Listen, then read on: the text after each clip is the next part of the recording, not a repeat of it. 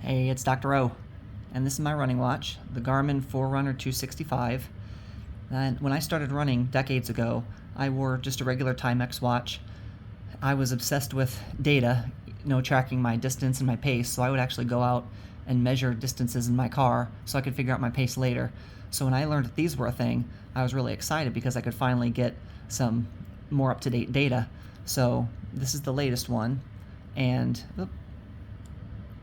here on the watch face you can see it's got the current time. My heart rate's there up at the top at 60 beats per minute. It'll have the date. It shows that it's Sunday the 6th, and I think the 21 hour is the amount of time that the watch thinks I need to recover. The 130 is my weekly cumulative mileage.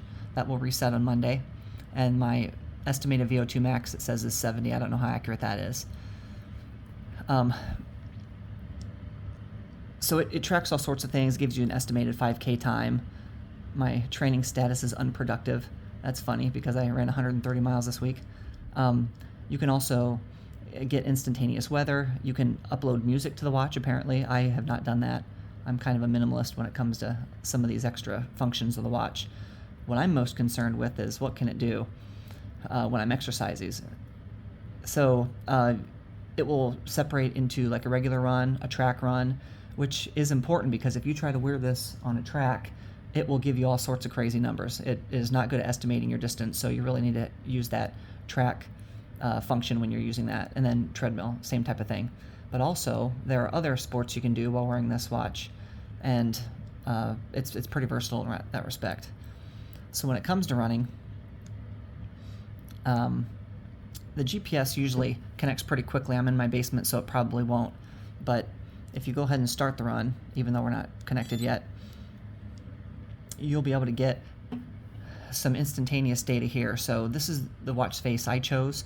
It's got my time, my distance, my pace right at the second, which is 0 because I'm sitting here, and then my heart rate. And that's really all I need. That gives me all the data that I can use to get the most of my workout, and I'm really happy with that. And then you can either, after the run, you can either resume it, save it, and it will go into your Garmin Connect database that you can access online, or you can go all the way to the bottom and discard it, which we'll do.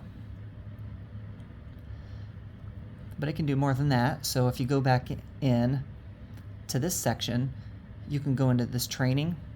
Now there's some other things you can do. I don't even get into that stuff because I don't need it. But if you go into training, for workouts and intervals, those are the most important things I use. I've found that lactate threshold guided tests are really tricky, especially if you're having a bad day, so I really just stick with these two.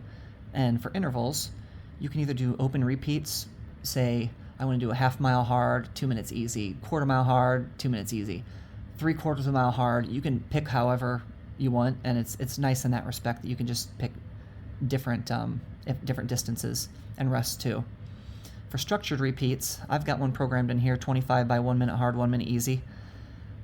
So I don't need to think about when that interval's coming due. I get a 5-second countdown to the interval stopping and the next one starting, so that's really convenient.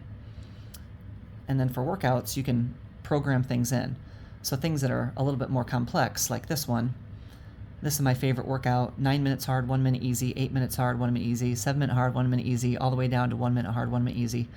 And it takes the thinking out of it. It just beeps for me when it's time, and I can go about my workout. So the size of the watch is really convenient for a distance runner. So this is actually the larger watch face, and I've got tiny wrists, so this fits me really well, and which is hardly ever the case. I've got plenty of notches here. I've got a number of notches left over that I could utilize if I needed to. So this watch really, a child could fit. And then you've got all the additional notches all the way down here. So really, it's a one size fits all for everybody. So I'm really glad I got the larger watch face. Charging it's pretty easy. I didn't bring the cord for this video, but it's pretty quick and easy. And the price is $450, which is steep, but if you think about it, you're going to get a lot of use out of this. Right now I'm wearing this twice a day.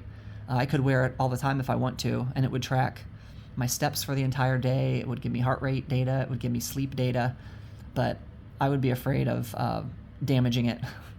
My son's pretty rowdy, and I'm sure I would hit it on something. So I just pretty much wear it for my runs, and that does well for me. I plan on using this for years, so I should get my money's worth. But that's pretty much all I've got to say. It's pretty accurate. I like it. It's convenient.